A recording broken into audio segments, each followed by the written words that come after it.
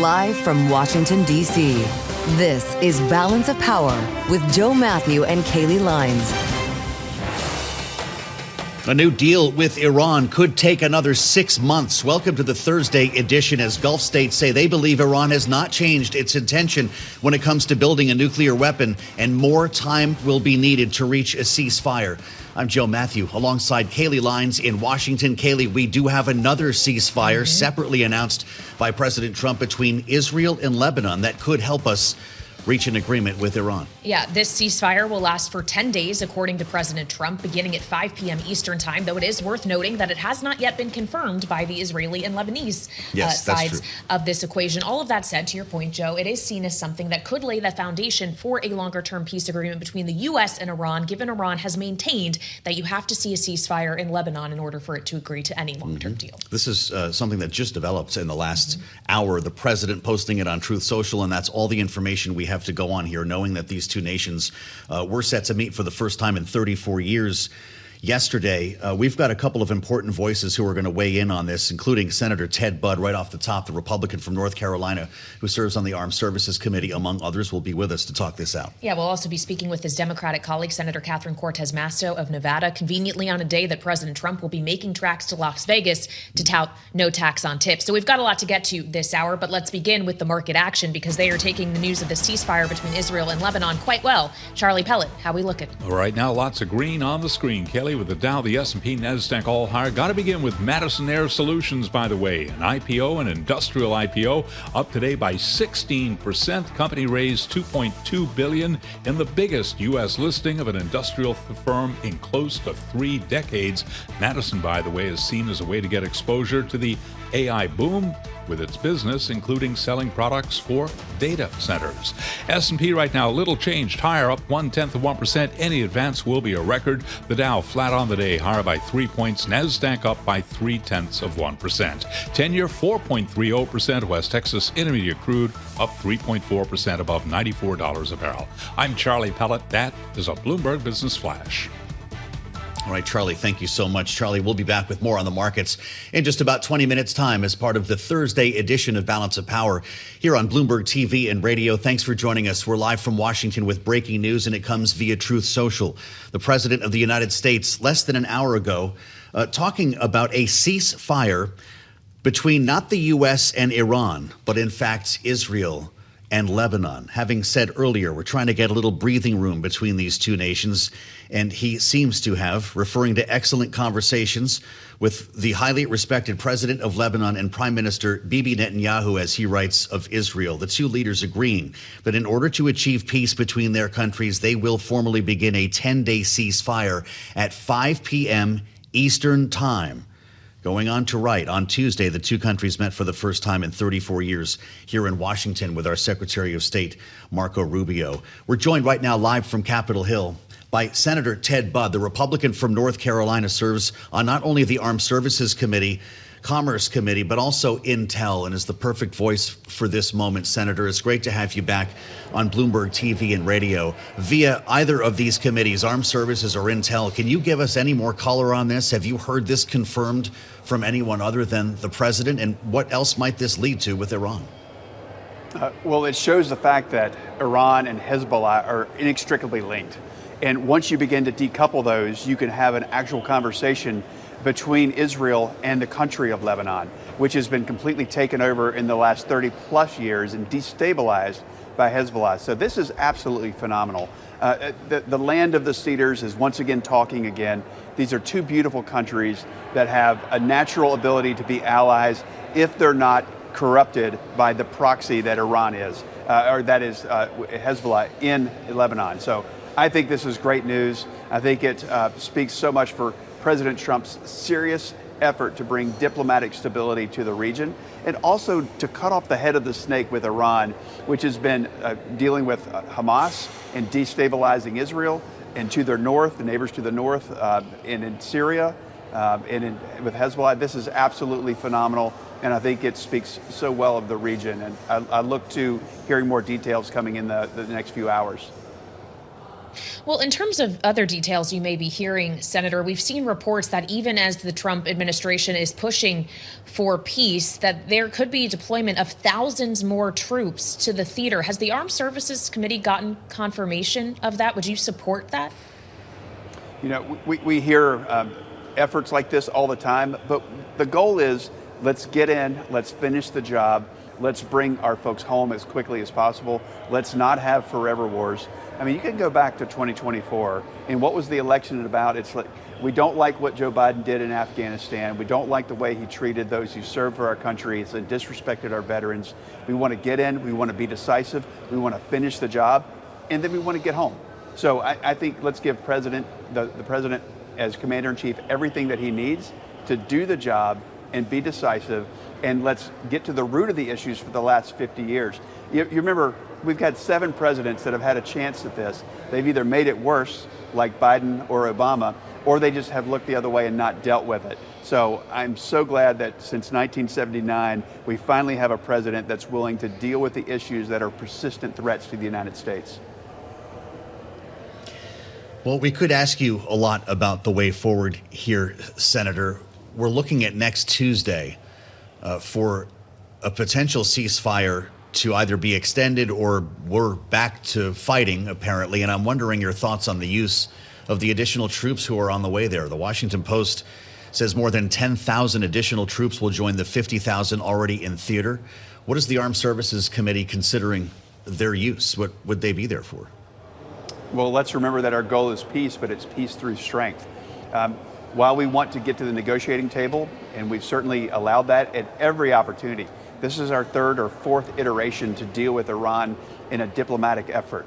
But we also do it with strength. So it says, we'll come to the table, but if you see these forcing mechanisms in negotiation that we're doing right now, it's things that lead to peace in Lebanon, a proxy of Iran, or Hezbollah is a proxy of Iran. So I think we continue to demonstrate strength, but we're very serious also about diplomacy. And that's the magic of President Trump, is he wants peace, but he's willing to use force to get to the right answer and have a lasting peace at the end of the day.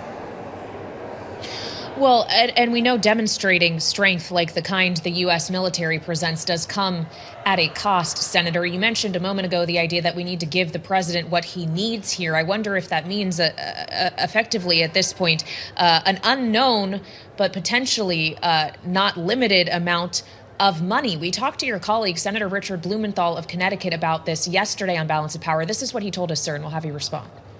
We're getting no reliable or accurate information about essential facts here, like the cost of this war. We're told it's $2 billion a day. I think that's a lowball figure, and that figure is, in fact, weeks old.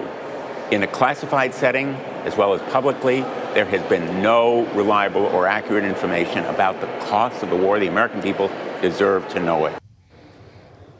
And Senator, of course, we don't know ultimately yet the dollar figure of a supplemental funding request that has not made it yet to your body or to Congress overall. But do you think there should be a limit on what the Pentagon and the White House can ask for and receive when they've already requested a $1.5 trillion defense budget? Well, my understanding is Pete Hegseth is going to be coming over and sharing that with us. But I'm of the belief that we should be cheering for our country. We should be cheering for our troops, and that we should want to get them home successfully as quickly as possible. So what is the expense? If you look at it, don't just look at the dollars that we're spending here. And yes, they are significant, but look at the cost of not doing it. Look at the cost of $9, $10, $11 gas if you saw what Iran would do with a nuclear weapon. I mean, it's absolutely devastating. So while it's expensive, it's a whole lot cheaper than allowing a nuclear Iran. When you see what they were doing with their ballistic capability, launching towards Diego Garcia, much further than anyone ever knew, marrying with 90% enriched capabilities, absolutely that's a non-starter, a bright red line. This pales in comparison the expenses now, what would happen if President Trump wasn't doing what he's doing now. So I think it's an absolute great bargain. And yes, it's expensive, but it's a whole lot better than a nuclear Iran. Senator, we only have about a minute left, but I'd love to ask you about this report in the Wall Street Journal that the Trump administration wants automakers and other U.S. manufacturers to start playing a bigger role in weapons production, something we really haven't seen since the Second World War. GE Aerospace and Oshkosh were among those apparently involved in talks. Does General Motors need to start making shells? Is that something that would be able to be retrofitted, retooled in time to help in this conflict? Well, I think the way you win is you don't have a continuous strain of very hard to make missiles that were designed in the 1980s, and then we're just trying to put manpower on that. We're going to run out of those skill sets in times of need. So what we have to do is use our incredible industrial capacity and talent and be able to rapidly shift it so that we can make what we need in a time of conflict like now. We want to make sure that we have the munitions, and we want to be highly adaptable. And what that does, it not only provides us for the munitions and what we need in an unfortunate time of war or conflict, but it also makes us much more adaptable to changes in market demand. So I think it's a win-win if the automakers start taking this very seriously, because it not only helps them supply what we need in times of conflict, it makes them more adaptable to the markets and changing consumer demands. All right, Senator, thank you so much for joining us here on Balance of Power. Republican Senator Ted Budd of North Carolina with us on the ongoing war and efforts toward a ceasefire between the U.S. and Iran, something that, of course, is dominating the conversation, not just on Capitol Hill, but also at this week's IMF World Bank Spring meetings here in Washington. And that is where we now go live as Bloomberg's Lisa Abramowitz is joined by the governor of the Bank of Israel. Lisa. Thank you so much, Kailey. I am here with Amir Yaron, who is the governor of the Bank of Israel, at a time when we just heard about the ceasefire, President Trump talking about a ceasefire between Israel and Lebanon. You recently have downgraded your expectations for growth as a result of the war. If there are ceasefires on multiple fronts, could you end up seeing some sort of increase to growth based on what you've currently put out there? Lisa, you're right. We projected growth come down from 5.2 to 3.8 for 2026, under the working assumption that the campaign against Iran and Lebanon will last until the end of April. As long as the fighting both in Lebanon and in Iran, which already has sort of, at least for now, has stopped, we would have to upgrade that 3.8 slightly, and we will have to see exactly where we end up in terms of reserves, in terms of how fast the economy goes back into full action. But there'll probably be somewhat of an uptick relative to our previous estimate. Under that working assumption, we do predict that in 2027 we'll go back to that bounce back growth of about 5.5%. This is again reflecting something I've told you. The Israeli economy in general has shown great resiliency throughout this 2.5 years, and also through these 40-some days of the obviously campaign vis-a-vis Iran. What's been the main source of the weaker growth than you had previously expected? Is it a lack of tourism? Is it a lack of inbound investment? Is it the stronger shekel? Is there a sense of what's been holding things back? So first of all, during these 40 days, we had missiles. The missiles imply the education system is closed. The education system is closed means many parents are staying at home. So many things just are not functioning. People don't go as much to restaurants, etc. So that is the immediate effect on GDP. I would say in terms of Lebanon, there we see a lot of boots on the ground, and that implies more people doing reserves duty, and that also, of course, it has an implication on GDP growth. So we take those things in and analyze them, and that's how we came up with the impact that we've projected. What's the central bank's role in supporting growth during a period of like this, when it's a factor that's completely out of the central bank's hands and doesn't really seem tied to where you take interest rates? Well, first and foremost at this point, making sure that financial stability is kept, and it has, and we've done what we've done at the beginning of the war and all throughout, making sure that financial stability comes first, and the good news is that the markets, if anything, right now are taking a very positive view on Israel, the strong shekel, the very strong stock market. We've seen that come up with many geopolitical distinct events, from the beepers in Lebanon, the first campaign with Iran, the ceasefire, and the campaign right now. At least the markets are pointing to a very positive geopolitical event. The second part that the central bank has to do, and we are unique in that, we are also the economic advisors to the government.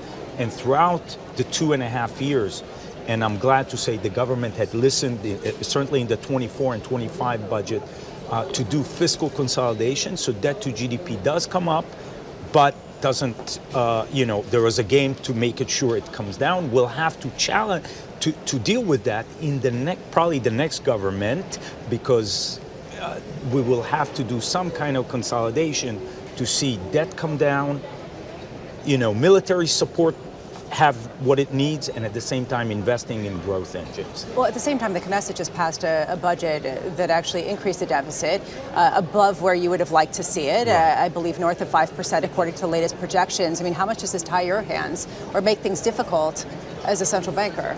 So from an inflation perspective, if you ask me, obviously we look at the inflation environment, we look at the geopolitical risk, and we also look at the fiscal impulse that sometimes deficit push. Nonetheless, our projection in that scenario that we mentioned is that even if energy prices, they will affect CPI, but if we look at futures, oil is to be about 80 by the end of 2026. If this does indeed sort of ends within April or by the end of April, we project inflation to be in the low 2s by the end of 2026, beginning of 2027, and therefore we signaled that we might be able to do another 1 or 2 cuts.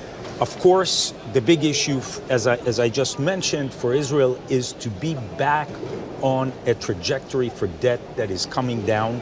We were fortunate to have a fiscal space of debt to GDP that was 60 at the beginning of COVID, at the beginning of the 7th of October. Given the rate of events in Israel, we should have, again, fiscal space. And the challenge there would be to finance whatever security needs will be needed, and at the same time put the money into growth engines. And that's where the geopolitical outcome is very important. The better it is, the more flexibility we'll have in terms of the spending on security, the more money can be funneled towards lowering debt and into growth engines. So you recently did 2 consecutive rate cuts. In January was the second one to 4%. And right now you're looking at a shekel that's incredibly strong. At one point, one of the strongest that we've seen going back to 1995. A level that is sort of constrained certain business people in terms of the payment for some of their staff, as well as just the inbound investment, because it's expensive. At what point do you intervene? At what point do you cut rates again, because inflation is already below the 2% target? So it's a very good question. I would say in terms of FX, it's certainly one of the tools that the monetary policy has at its disposal.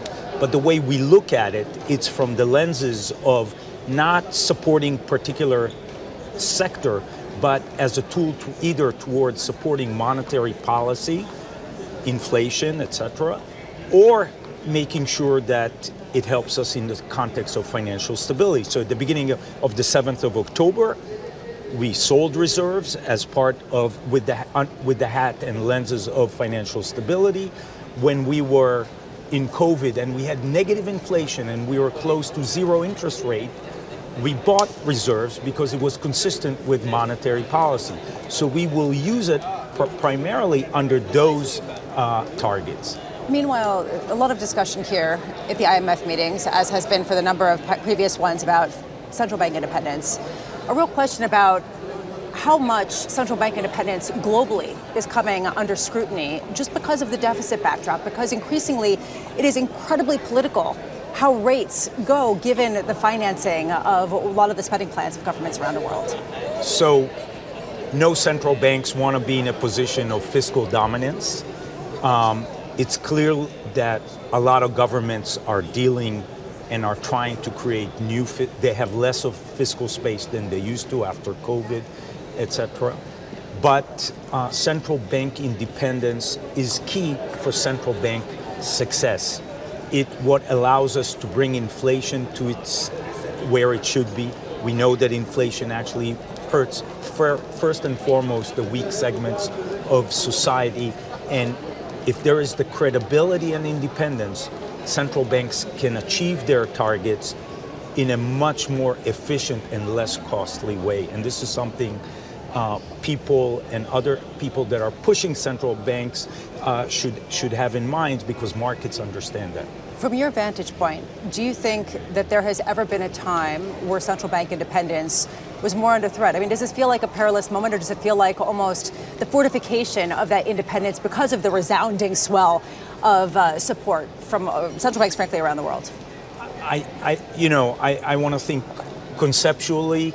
I think the issue of central bank independence is obviously talked a lot about, but I also think there's a lot of understanding in many, many corridors how important it is, as I mentioned earlier, that central bank independence at the end of the day has brought the results of, while there have been deviations from target, but central bank independence has brought inflation down. And as we all know, if inflation is too high at the end, households, businesses suffer. So it is very, very important to maintain central bank independence.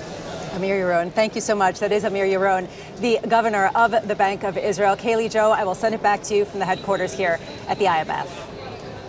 All right, Bloomberg's Lisa Abramowitz, thank you so much. Great interview and great note to end it on central bank independence. Obviously a live issue here in the U.S. as well, including in the United States Senate, where Kevin Warsh, President Trump's nominee to be the next Fed chair, is supposed to have a hearing next week, though Democrats are saying that should be postponed because of the ongoing investigation into current chair Jerome Powell, as well as Governor Lisa Cook. We'll speak with one of those Democratic committee members in just a moment here on Balance of Power. Democratic Senator Catherine Cortez Masto is going to be joining us shortly. But we have to first check back in on the markets, as obviously there was some positivity today, again, for day 12 in a row, but it seems like things are fading. So let's turn to Charlie Pellet with the details. Hey, Charlie. Absolutely right. And here's what's going on. We've got the Dow flat on the day right now, had been higher earlier, but right now up by just half a point, swinging between gains and losses as I speak. We've got the S&P 500 index just about flat on the day as well, up now by 1 point.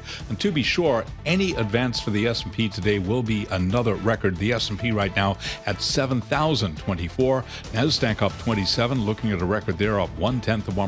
Also trading at a record, the NASDAQ 100 index up now by 0.3%. The VIX below 19 with a 10-year 4.31%, the 2-year 3.77%. Spot gold flat on the day at $47.91 the ounce, and West Texas Intermediate crude up almost 4% right now, $94.90 for a barrel of WTI. We've got Brent, the global benchmark, at $99.48, barrel of Brent up by just about 4.8%. So stocks for the most part extending gains. Little change right now this after President Trump announced that 10-day ceasefire between Israel and Lebanon.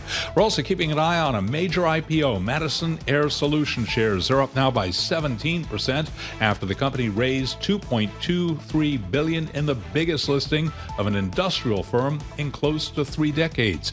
Interesting company because Madison is seen as a way to get exposure to the AI boom with its business, including selling products for data centers. Right now, we got shares of Madison Air at $32. Recapping, S&P holding on to a gain, barely up now by 1 point. Joe and Kailey, that is a Bloomberg Business Flash. All right, Charlie Pellet checking on the markets for us. Thank you so much. Of course, the markets have been largely focused on the headlines emerging from the Middle East. Any development regarding a ceasefire between the U.S. and Iran, which Bloomberg is reporting today, Gulf states think could take some time to fully hammer out, at least in terms of reaching a long-term agreement. They are thinking a time frame of about 6 months. More immediately, though, of course, President Trump announced on Truth Social today that there will be a ceasefire beginning at 5 p.m. Eastern time this evening for 10 days between the U.S. and Lebanon, or rather Israel and Lebanon.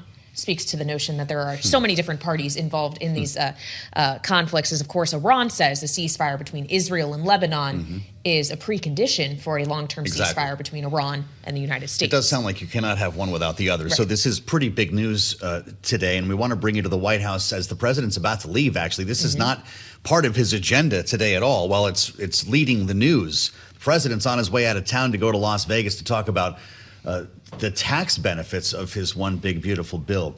Tyler Kendall is on the north lawn of the White House right now and joins us with the very latest today. Tyler, it's possible, I suspect he might take some questions on the way out of town here. We haven't heard him speak today, have we?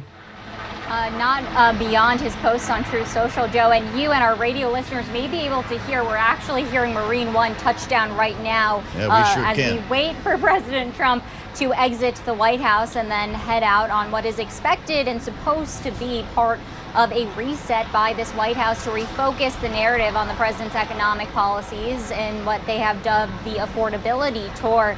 The trip today in Las Vegas, of course, as President Trump has previously indicated that the no tax on tips policy, he got the idea from the city, and then tomorrow he's going to be headed to Arizona as well. But as you've discussed on the program already, this White House is still contending with this idea, even though we have seen higher than normal tax refunds under the One Big Beautiful Bill. American consumers are also contending with those higher gas prices, and that's really what's this White House has been contending with, because at this point, Joe and Kailey, the White House maintains that there is this optimism towards a potential diplomatic solution, but we've yet to get a confirmation on when an extension will come, if it will come, and when and if another round of in-person meetings will happen. All right, Bloomberg's Tyler Kendall live on the north lawn of the White House as Marine One lands on the other lawn, the other side. Of course, if President Trump does choose to take questions from the press, we will bring you any headlines as he makes tracks to Las Vegas, Nevada. And we want to expand more on what we're likely to hear from the president there and how the ongoing conflict in the Middle East may overshadow his message today as we turn to our political panel. Arshi Siddiqui is with us here in our Washington, D.C. studio. She's Bellwether Government Affairs CEO and Democratic strategist, alongside Republican strategist Rosemary Becchi, partner at Brownstein, Hyatt, Farber, Schreck. Welcome to you both. Rosemary, if I could just begin with you, because of course it's not just President Trump, it is Republicans more widely ahead of the midterms who want to be able to tout the president's tax policy passed last year and the economic benefits it is providing to the American people. But when the American people are also facing higher gas prices at the pump and continually say that they still are feeling affordability challenges, is the president's message this evening in Las Vegas going to ring a little hollow? No, I think it's an important message. And I think that as he talks about the peace process, I think that's, goes hand in hand with the affordability issue. And obviously Americans are feeling the pinch with regards to gas prices. And what is important for him to talk about tonight is talk about the benefits of the One Big Beautiful Bill, the permanency brought to it, and the individual tax provisions that were included, the no tax on tips, no tax on overtime, and the other provisions. And alongside of that, I think it's important to talk about, as I said, the peace process, because ultimately, as hopefully that peace plays out, hopefully that will eventually lead to gas prices coming back down again. President's got a big job ahead of him, Arshi. We can all agree with gas prices holding above $4 a gallon. And as you go west, by the way, it frequently gets more expensive. But there's a new poll out from Third Way that shows the real damage that the president seems to have done with the Latino community that in many regards brought him back to the White House. 2/3 of Latino voters disapprove of the president's management of immigration and the economy. He's going out to talk about the economy. More than 1/3 of Latino Trump voters say they regret voting for him. How much of this has to do with ICE versus the prices that we're paying?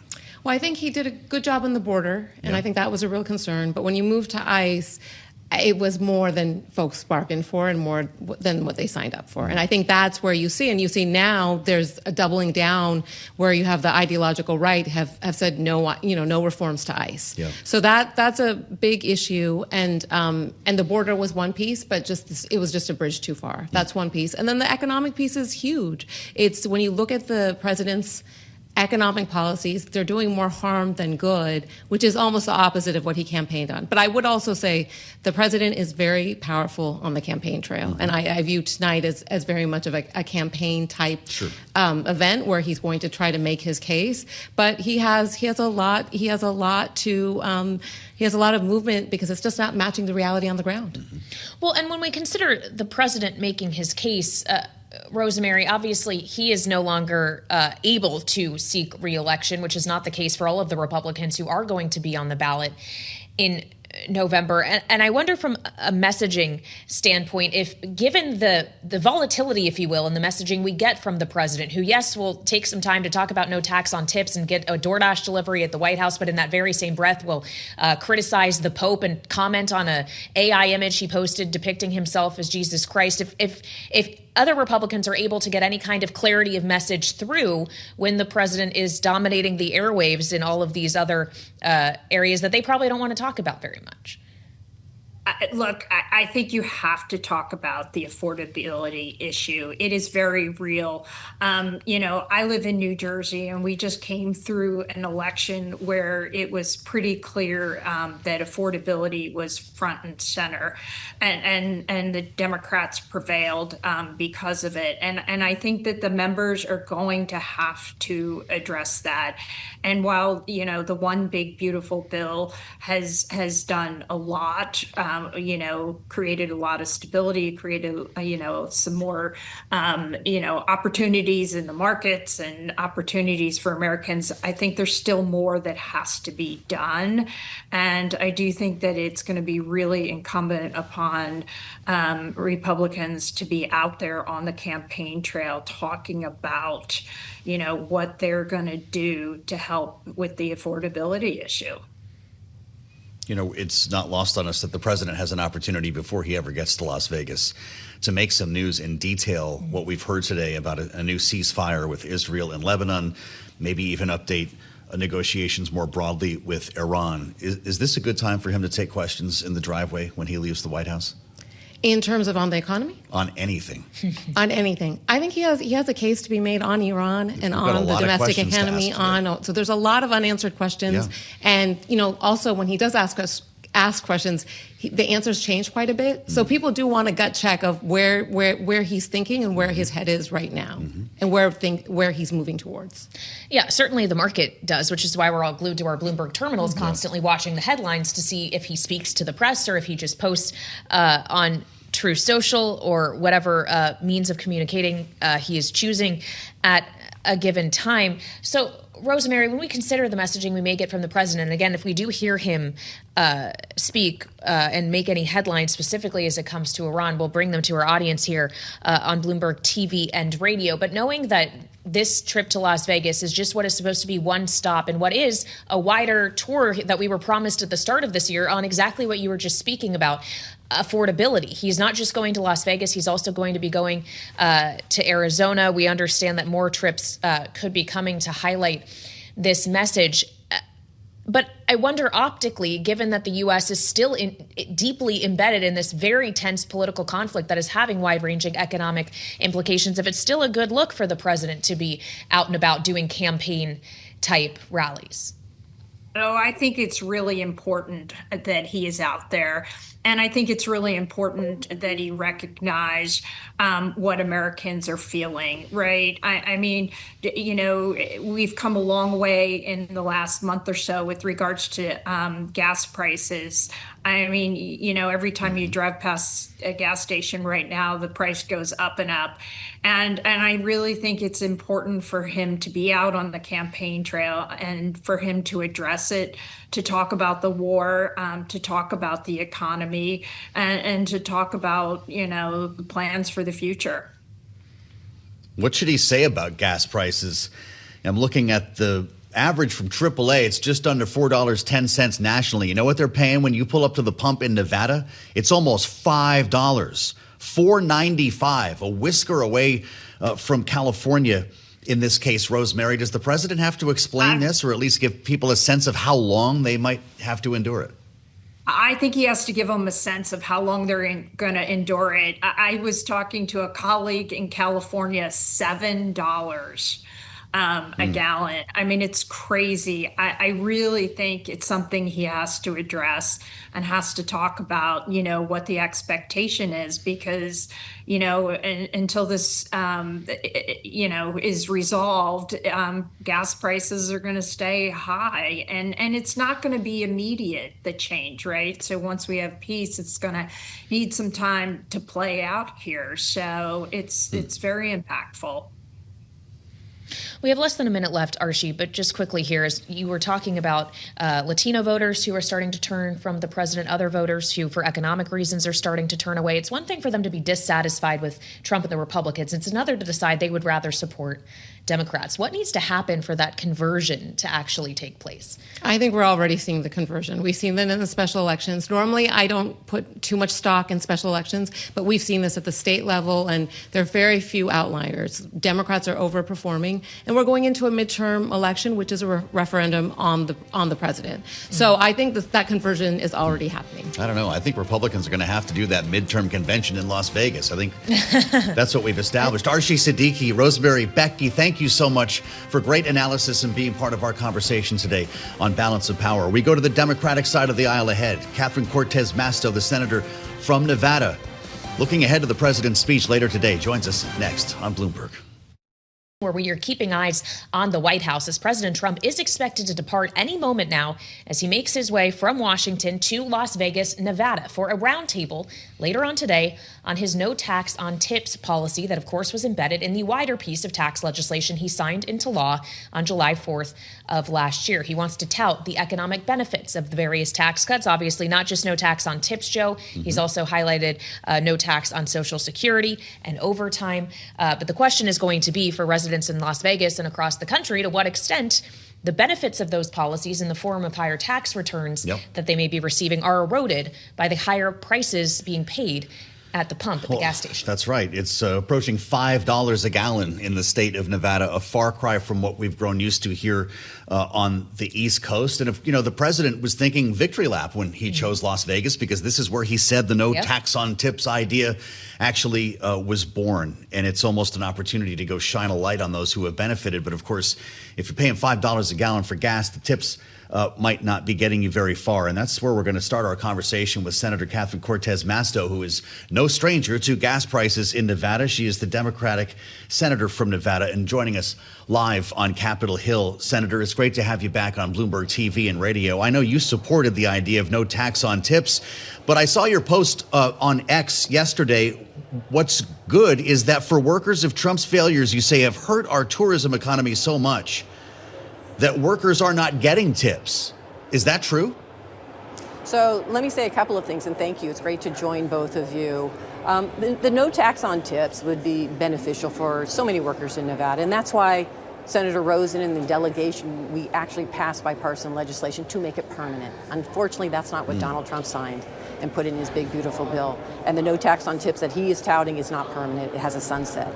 The challenge that he's going to find in Nevada is costs are up.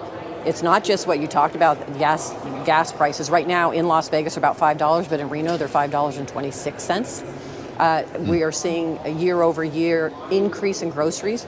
Families are paying about $300 more in groceries. And then, yes, when you add his tariffs, which have impacted our tourism in this country, including in Nevada, tourism is down 6% in the state of Nevada. That's our main revenue generator for the state. It's about jobs. It creates economy and revenue for the state of Nevada. And I am hearing from so many workers who are either losing their jobs, businesses are closing because there's no tourism happening. When you have the rhetoric of this administration attacking Canada, a lot of our tourism was coming from Canada. That is down. And then you add the tariffs. American families on average have paid almost $1,700 for those tariffs. that Donald Trump talks about. So when you add all of those high costs and those energy costs up, there's less money that families, particularly in Nevada, but really across the country, are going to have in their pocket. Well, and when we consider the various demographics in the state of Nevada, I don't have to tell you, Senator, as you represent them, that there is obviously a very large Latino constituency. And whether it's due to economic policies or the policies the president has pursued when it comes to immigration and ICE enforcement specifically, there's obviously an ongoing conversation about him losing support within Latinos who turn toward him in 2024. What are you hearing about that on the ground in Nevada? And does that necessarily mean that they are turning back to your party? Well, they're struggling. So most people don't know, a third of the population, there's 3 million people in Nevada, a third of that population are Latinos. That's my family, right? That's how I grew up in southern Nevada. And their issues are the same. It's the affordability. It really is. It is about groceries. It's about being able to afford a home right now in Nevada. And as I've said, costs are so high, including for new homes. It is groceries, it's education, it's energy, it's all of the above. Our Latino families are feeling the same thing. And remember, a lot of the Latinos in Nevada are also entrepreneurs, they're business owners. And they're concerned about trying to keep their businesses open when you have these high tariffs. These blanket tariffs actually impact their businesses as well. So it's that, along with the oppressive and over-aggressive immigration that we have seen across the country. Many in Nevada support strong borders. I support strong borders. We want to protect and ensure that we are not allowing fentanyl to get in, or human trafficking, or drug trafficking. And we want an orderly immigration process that treats people with dignity. But that's not happening in Nevada and across the country. Donald Trump promised he was going to go after the most violent individuals. He is not. He is not. And so the community is seeing that as well. And so they are rightfully so upset with this administration when they knew Donald Trump, when he was campaigning, particularly in Nevada, said the first thing he said is, day one, when I get into my administration, I'm going to lower costs for you. I'm going to focus on making sure we can lower costs and put more money in your pocket. And he has done just the opposite. And his policies are not beneficial for people in Nevada. They're actually harming Nevadans. You mentioned a downturn, Senator, in tourism in the state of Nevada. Las Vegas specifically saw visitation fall 7.5% in 2025 to about 38.5 million people, which is the lowest since 2021. And I think we all remember what was going on in the world then. With gas prices where they are now and the prospect of a ceasefire, according to reporting today, could be extended by weeks or months if that's needed to find an actual peace deal with Iran. How much worse could this get in Las Vegas and in your state? Yeah, and Joe, you've touched on this. Most people don't realize during the height of COVID, which was so devastating for Nevada because we are a tourism-based economy, we're a service industry, we were the hardest hit. It was the first time that I'd ever seen the Las Vegas Strip dark. I've never seen that, and I'm third generation from Southern Nevada. And so the concern for many of us is getting out of that and making sure that we can grow our economy again and grow jobs. And now it seems like we're going backwards because of the policies of this administration. So rightfully so, as I've said, when I just came from home, I was there for 2 weeks getting around my state, both north and south. I was hearing from so many people, there's a concern. And it's not just, and please, this is not a partisan issue. This is an issue for so many people in Nevada that are struggling under the high costs that this administration is imposing because of their bad policies. They feel it, they see it, and they know it. So no matter how many times that Donald Trump's going to come and try to tout some positive thing, they're going to look to answers on the other challenges that they're facing, that he is causing in Nevada. And he needs to answer those questions on how he's going to solve these problems for so many Nevadans and really make their lives better, and not make it harder for them to own a home or just even get to their jobs by being able to put gas in their cars or afford the grocery to put on their table for their kids.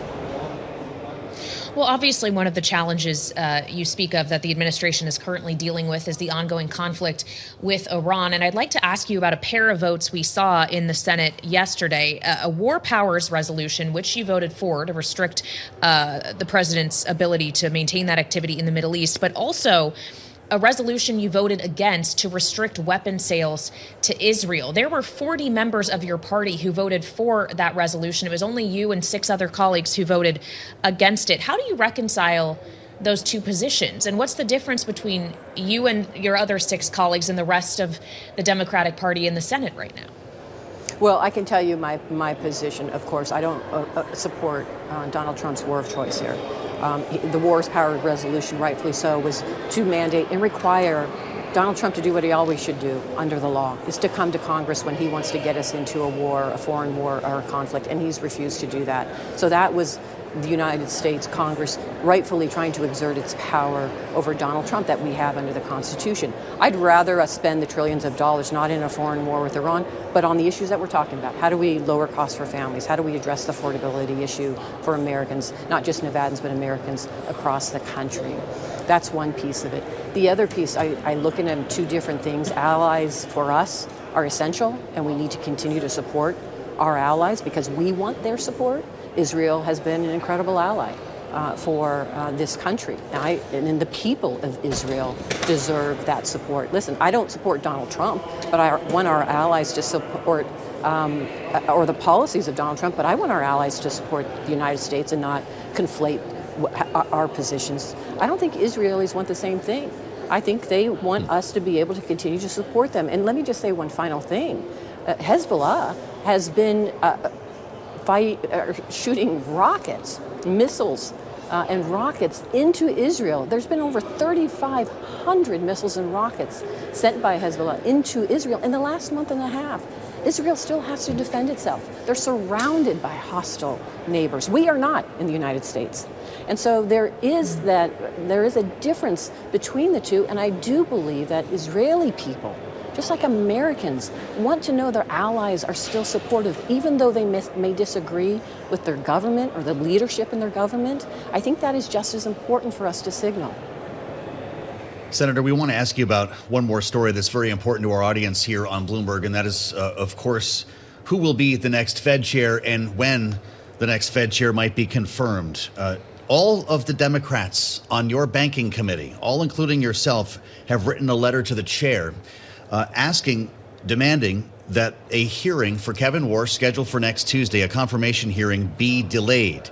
Of course, we know that this is hanging on a DOJ criminal investigation into Jay Powell. The likes of Tom Tillis have been blocking this. Now, every Democratic senator reiterating their position that it would be absurd on its face to allow President Trump to handpick, the next chair of the Federal Reserve as his DOJ actively pursues criminal investigations of not one but 2 sitting members of the Fed board, remembering Lisa Cook. Senator, we heard yesterday from Treasury Secretary Scott Bessent about what will take place next week. Here's what he said. I am confident that the process that we have laid out in terms of Kevin Warsh becoming the next Fed chair, he's going to have the hearing on the 21st of this month. He's a great candidate. We know that the Republicans on the Senate Senate Banking Committee are aligned in that, and I am very optimistic that Kevin Warsh will be the chair of the Fed on time. Let's get to the hearings and see where we are then. That last line, let's get to the hearings and see where we are then. Senator, why not let the hearing take place and just postpone the vote? Yeah, let me just say this. Secretary Bessent, along with Donald Trump, have been trying to exert control over the Fed. And you know this. The independence of our Federal Reserve and those who serve on it are crucial. They should not be susceptible to any politics. It is crucial for them and the role that they play in our economy. And what I have watched this administration, including the secretary, use whatever means that they can to try to exert control. Listen, Donald Trump was just saying he wants to fire the Federal Reserve chair. Well, he doesn't have the authority to do that. That's already playing out in the courts with Federal Reserve woman Lisa Cook. And so now they're using some guise of a criminal litigation against them to, again, try to exert control. So I think many of us, including I agree with my colleague Senator Tillis, the investigation needs to be done. We need to do away with the investigation before we move forward. We should not be rewarding this behavior of Donald Trump, along with Secretary Bessent, and them trying to take over control of the Federal Reserve. And I think that's what you're seeing when we're talking about Congress and standing up for our authority and the roles that we need to separate here between this administration and the authority with Congress and the Federal Reserve. We have to preserve those and continue to fight to protect those. for our economy, for our future, for our democracy. And that's what you see playing out right now. And so I think there is bipartisan support to hold this administration accountable and say no more investigations, do away with investigations, and then we'll look to have the hearings or have those conversations and move further with a new Fed chair. All right, we'll leave it there. Democratic Senator Catherine Cortez Masto of Nevada joining us on Balance of Power. Thank you so much. A quick headline to mention: the White House is moving to give U.S. agencies access to Anthropic's Mythos amid cybersecurity concerns. We'll have more on that in the late edition at 5 p.m. Eastern here on Bloomberg TV and Radio.